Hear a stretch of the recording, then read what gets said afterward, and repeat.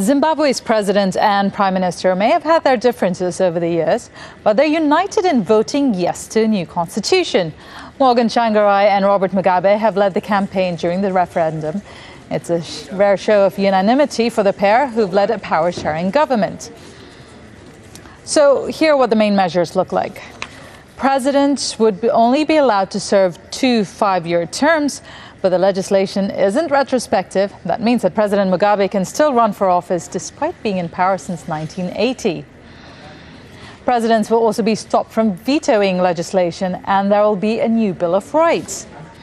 And the role of the Prime Minister will be scrapped and replaced with 2 vice presidents. Well, Al Jazeera's Haru Mutasa joins us now from the capital, Harare. So, Haru, given what we've seen as far as voting turnout goes, how do the public feel about this new constitution? Do they find, like the MDC is saying, that it's going to make Zimbabwe's government more transparent and fair?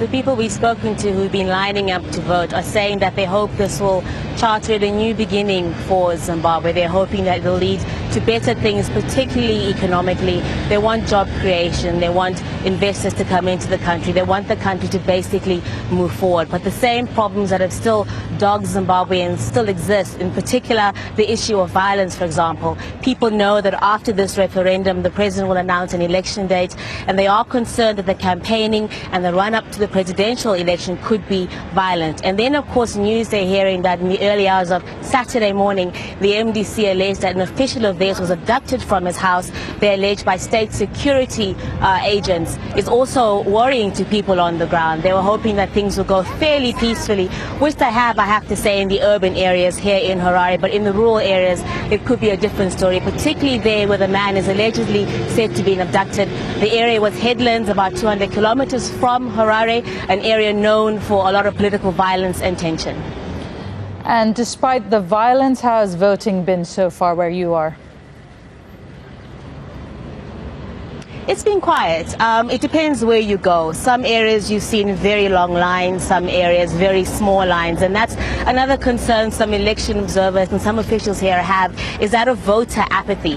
The fact that it's common knowledge of people really expect that most people will vote yes in this referendum could mean some people won't dare to come out and vote because they feel there's no need to if all the senior politicians are agreeing to the same thing. But there is one thing that some people are concerned about. That's people in the rural areas.